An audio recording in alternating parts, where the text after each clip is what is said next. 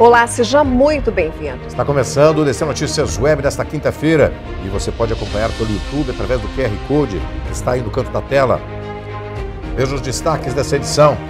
Temporal em Foz do Iguaçu deixa rastro de destruição. Passageiro que chegava de avião na hora da tempestade conta os momentos de pavor com os fortes ventos. Diretor-geral brasileiro da Itaipu, general João Francisco Ferreira, participou de um café da manhã com jornalistas e destacou as ações da Binacional. E a chuva está fazendo bem às lavouras da região. O DC Notícias Web, nesta quinta-feira, já está no ar.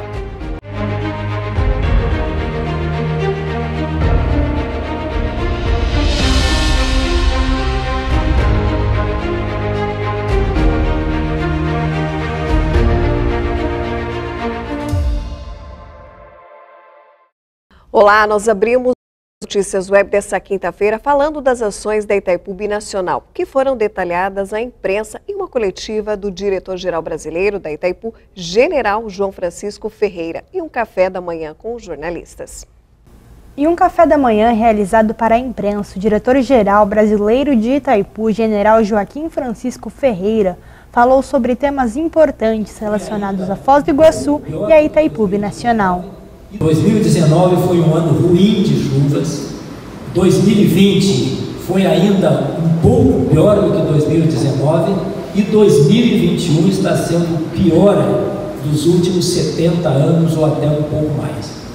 Então isto é uma crise hídrica, mas que nós temos que administrar. Itaipu não atua sozinha nessa crise. Itaipu, que tem um grande reservatório, e que na calha da bacia do Rio Paraná e seus afluentes principais nós temos outras 54 usinas hidrelétricas, a maioria delas com reservatórios. Então é um sistema que tem que ser administrado por alguém que esteja em nível superior. Itaipu, com a sua potência instalada de 14 mil megawatts, a segunda maior potência de usina do mundo, nós temos uma capacidade de produzir energia em grande quantidade em pouco tempo. Então Itaipu é estratégica. Por quê? Porque nós estamos produzindo hoje pouco em relação ao que podemos, de acordo com a orientação que vem de cima para equilibrar o sistema e evitar um risco de apagões ou crises dessa natureza. Mas se num determinado momento, por exemplo, houver, por qualquer motivo, seja por uma falha de transmissão, seja por qualquer outro motivo, que, por exemplo, São Paulo, Rio de Janeiro, grandes centros consumidores, tenham um problema, Itaipu pode ser demandada para que saia uma produção X para 2X em questão de 7, 8, no máximo 10 minutos. Isso faz a diferença. Pegando agora a ponte e a perimetral. A ponte está bem adiantada dentro do cronograma, mas ainda temos então despesa com a ponte neste ano, e no ano que vem deveremos concluir a ponte e pagar a ponte também. A perimetral vai se estender mais. A perimetral ela sofreu um certo retardo devido a um problema chamado desapropriações e mudanças no projeto.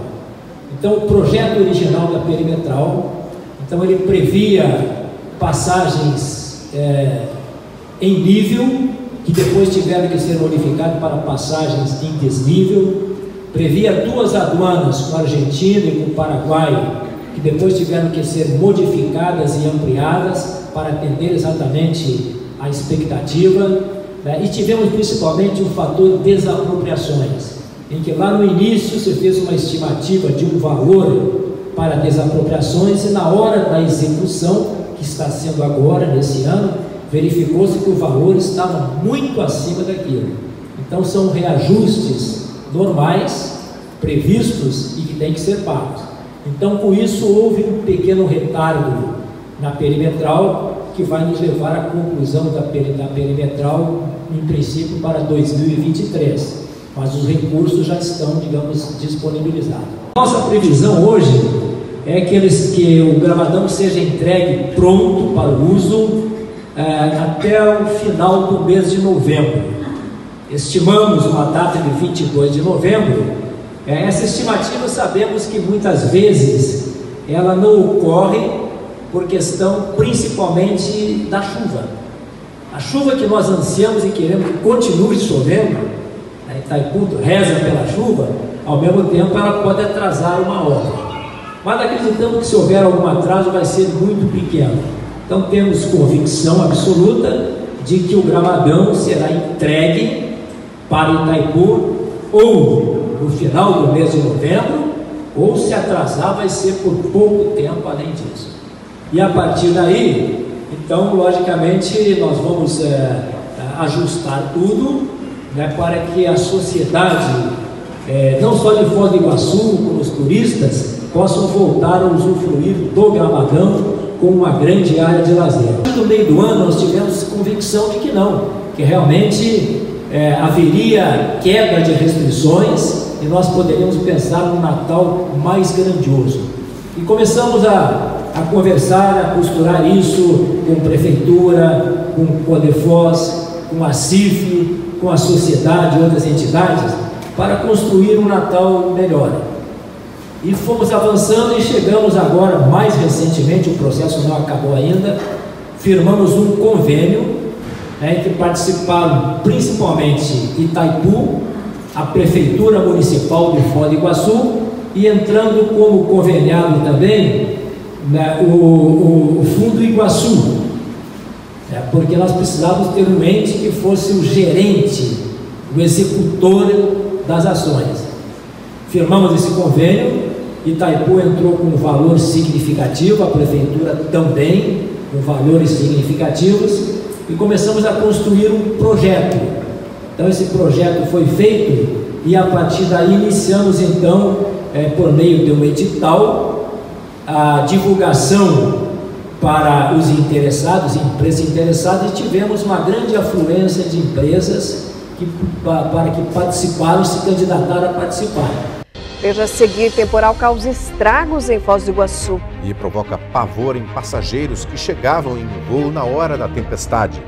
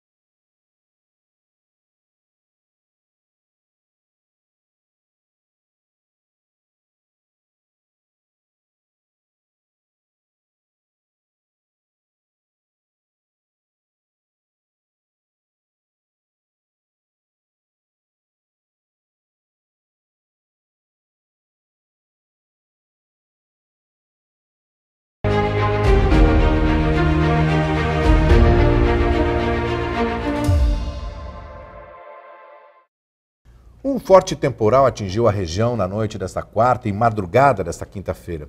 120 mil pessoas ficaram sem luz na cidade. As rajadas de vento deixaram um rastro de destruição. Como previsto pelos meteorologistas, um forte temporal atingiu Foz do Iguaçu, provocando estragos e queda de árvores em vias públicas e residências. Os ventos, que segundo a Cimepar atingiram 60 km por hora, assustaram os moradores. A força do vento foi tanta que derrubou uma placa de outdoor. De acordo com informações repassadas pela Defesa Civil, 30 árvores caíram em Foz do Iguaçu. Dessas, 12 atingiram a rede elétrica. E ainda na tarde desta quinta-feira, reparos estão sendo feitos na fiação. A chuva forte também causou pontos de alagamento. Segundo a CEMADEM, Centro Nacional de Monitoramento e Alertas de Desastres Naturais, choveu cerca de 36 milímetros na cidade. As regiões mais afetadas foram Morumbi, Porto Belo, Vila A e Jardim América. E o temporal trouxe momentos de pavor em passageiros que chegavam em um voo vindo de Curitiba. Valdson Dias nos conte como foi essa chegada aqui em Foz do Iguaçu. É aquelas coisas que a gente vê em filme e pensa que nunca vai acontecer com a gente, né? Estava vindo no voo da Companhia Azul de Curitiba, a gente saiu 22h50 de Curitiba e, teoricamente, pelo que o piloto avisou, estava tudo bem em rota, né? O tempo bom e tudo. Até ele disse que tinha chuvas nas proximidades de Foz do Iguaçu, mas não em Foz do Iguaçu. E eu vim ali, sempre gosto de vir vendo o mapa de voo, aquela coisa. E depois que a gente passou o Guarapuava e começou a se aproximar de Foz, a coisa começou a complicar. Começou bastante instabilidade e deu para notar que a gente estava enfrentando um temporal de proporções, no mínimo, de médias para grande, né? E aí o avião começou a pular, como eu digo, né? Tem o termo técnico para isso que eles utilizam, né? Que quando enfrenta bastante vento e coisas assim, estabilidades, como eles chamam, né? Mas para a gente que é leigo no assunto, ele começou a popular e a gente que é gaúcho, parecia aqueles cavalos chucros lá do Rio Grande que ninguém consegue domar, a coisa começa a bater medo mesmo, né? Porque ele subia e descia com uma velocidade bastante grande e assim, você parece que a barriga vai sair pela boca, tudo, né? E aquilo começou a se agravar e eu vi que a coisa complicava, porque era muita chuva que começou de uma hora para outra, né? Muito relâmpago, muita trovoada, e ele disse, depois de uns 15, 20 minutos, assim, ele disse que não poderia aterrissar em Foz, que o tempo estava muito ruim e que ele ia, então, tentar ficar sobrevoando um pouco distante da tempestade, e se não desse ali uns 15, 20 minutos, ele retornaria para Curitiba. Mas dava para ver pelo mapa que ele não ficou só contornando a tempestade, que ele tentou, acho, na minha concepção agora, né, falando, alguma coisa alternativa, que ele tentou ir para tentar sair para o lado de Londrina, não deu, ele voltou, e cada vez a coisa piorava mais. Medo, as pessoas começam a rezar, começam os gritos dentro do avião, e aí bate o pânico, né? Você bate o pânico. Por mais corajoso que você seja, nessa hora não tem, você treme nas bases e tudo mais, né? E aí ele conseguiu, depois de uns 40 minutos mais ou menos dessa estabilidade, pegar uma nova rota que ele foi em direção à Argentina. Ele desceu para o lado de Santa Catarina, fez uma curva e entrou pela Argentina, né? Deu para notar que ele entrou pela Argentina. E mais ou menos depois de uns 20 minutos que ele tinha usado o sistema de alto-falante, ele falou novamente que havia uma janela, que a estabilidade tinha diminuído um pouco em Foz e que ele ia então rumar para Foz do Iguaçu. Mas mesmo assim você fica muito assustado, você não sabe se vai conseguir, porque esse rumar para Foz do Iguaçu deu para notar que ele diminuiu a velocidade, pelo mapa dava para ver, baixou a altitude também, e ele enfrentou por essa nova rota, talvez mais amena, e deu para ver que para a gente que é leigo, estava muito forte, né? Qual foi a sensação e o clima entre os passageiros quando o avião conseguiu pousar? O sentimento é de alívio, quando ele consegue, porque até pousar você está com muito medo, que você não sabe. Quando ele veio se aproximando para pousar, você não sabe se vai ter que ter uma arremetida ou alguma coisa assim. Você fica bem apreensivo, e eu estou acostumado a voar, voo bastante, fiquei bastante apreensivo. Mas quando ele aterrissou, que a gente já estava em solo, aí você se descontrai. Se descontrai mesmo, que você começa a rir, bater palmas, as pessoas choram. E eu até brinquei com uma vereadora colega que estava no voo, né, de colega de trabalho, e disse, olha, o máximo que poderia ter acontecido era na manhã de quinta-feira eles fazerem um minuto de silêncio para a gente na sessão da Câmara, mas não foi dessa vez, espero que não seja tão cedo, né? Mas foi uma questão de alívio, você fica aliviado, mas é um alívio momentâneo. Porque depois que você sai do avião e tudo, o seu corpo está muito tenso. Cheguei em casa, eu tomei um banho e sentia que o corpo todo estava dolorido, assim, porque você fica extremamente tenso e a sensação é, escapei dessa. Você repensa muitas coisas, você imagina muitas coisas, porque são momentos bem tensos, você não tem certeza de nada ali em cima. Você está numa situação que você está na mão do piloto, você torce para que aquele cara tenha a maior experiência do mundo e possa te tirar daquela, porque, na verdade, ele também está naquela, ele também quer salvar a vida dele, né? E a tensão é muito forte, e aqueles minutos que parecem horas ali, você não tem certeza de nada, é uma sensação de, como é que eu vou dizer assim, de você não ter o controle de nada na sua mão, você está na mão de outra pessoa, e você tem que confiar muito nessa pessoa. E, ao mesmo tempo, torcer para que essa pessoa faça o seu trabalho, o que ele foi treinado para fazer. Eu não sou um cara religioso, entende? Me agarrar com santos e deuses e coisas assim. Eu tenho os meus guias que eu converso, mas você pede para eles também. E nessas alturas você fica muito tenso. É muito tenso mesmo uma situação dessas. Eu já vivi outras situações, mas não tão tensa como essa, sabe? Valdson, que bom que tudo não passou de um susto e você está contando essa experiência aqui pra gente. Obrigada pela sua participação. Adeus, André. Um abraço aí, viu? E quando quiser voar comigo, estamos juntos, viu? Que baita susto, hein? Depois que passa, é um alívio, mas na hora... Deve ser assim, um momento de muita tensão, de grande nervosismo. E realmente, como o Valdson falou, a gente começa a fazer uma reflexão, né, da vida, das coisas, assim.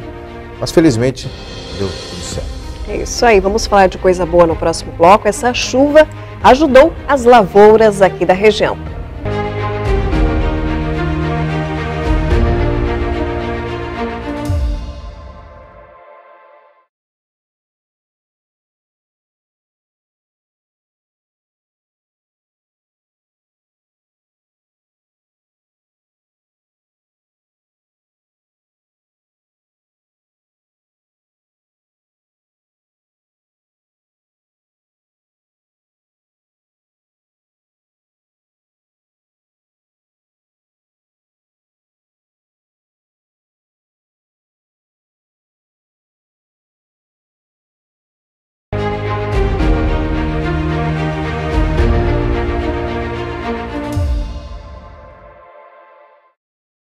Medicina veterinária é uma das referências da UDC para o vestibular do próximo dia 23 de outubro. Conheça um pouco mais da estrutura oferecida para o curso. Para você que está aí na escolha do mercado profissional para o vestibular da UDC de verão, nós vamos conhecer um pouco mais da estrutura oferecida no curso de Medicina Veterinária. Uma estrutura incrível de excelência para profissionais que escolhem essa área. E sobre isso nós estamos aqui com o coordenador do curso, Ricardo Clasta. Professor, a estrutura da UDC é invejável para alunos que querem escolher essa área. Sim, nós temos aqui um amplo hospital veterinário com 3 salas de cirurgia, 2 laboratórios, 2 consultórios, uma sala de imagem, uma sala de necrópsia, um corpo docente qualificado com mestres e doutores atuantes no mercado de trabalho. A UDC, ela faz o diferencial na carreira de todo estudante. Professor, e essa praticidade é o que também faz o diferencial para esses alunos que estão já indo em busca do campo profissional? Exato. Na verdade, as aulas práticas no UDC, elas têm início desde o primeiro período e continuam até o último. Todos os períodos têm aulas práticas.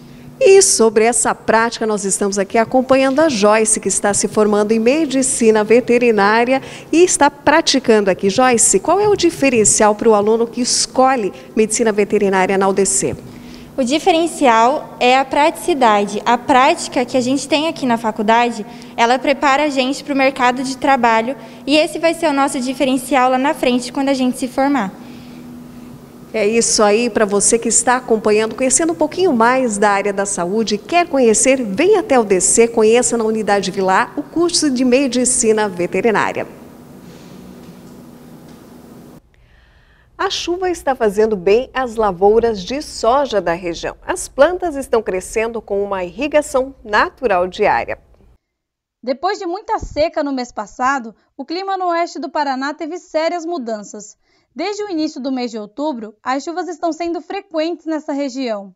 Em setembro, muitos agricultores aproveitaram o tempo seco para plantar a soja. E agora, com o aumento do índice pluviométrico, as lavouras estão sendo irrigadas praticamente todos os dias, por causa da presença de muitas pancadas de chuva.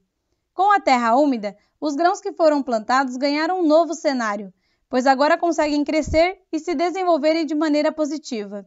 Sendo assim, as chances de ter um bom resultado no futuro aumentaram. Depois de muitas precipitações, os pés de soja já começaram a aparecer e estão se desenvolvendo rapidamente. Mas a previsão é de que nos próximos dias venha a ter mais chuvas na região oeste do Paraná. Vale lembrar que as chuvas são importantes para esse momento de desenvolvimento do grão, mas o excesso dela no futuro pode não ser tão bom assim para as lavouras, pois esse fator pode afetar a produtividade. Desse modo, até o momento, o clima úmido é primordial para o desenvolvimento dessa cultura. Por isso, os agricultores estão com boas expectativas para essa safra e, claro, estão com otimismo renovado pela chuva. O excesso de chuva, principalmente agora no plantio da soja, que foi o que a gente acabou sofrendo nesses últimos dias, pode causar o estiolamento da soja, que é o crescimento excessivo do caule para encontrar luz. Também pode causar erosões nas lavouras, com excesso de água nas curvas de nível, a lixiviação do adubo. Tem muitos problemas. Uma chuva ela deve ser bem periodizada durante a safra de soja para que ela dê boas produtividades. E o DC Notícias Web dessa quinta-feira vai ficando por aqui. Nós voltamos ao vivo amanhã. Curta, compartilhe e acompanhe essas e outras reportagens em nossas redes sociais oficiais. Por hoje é só. Obrigada pela sua companhia e até lá. Até lá.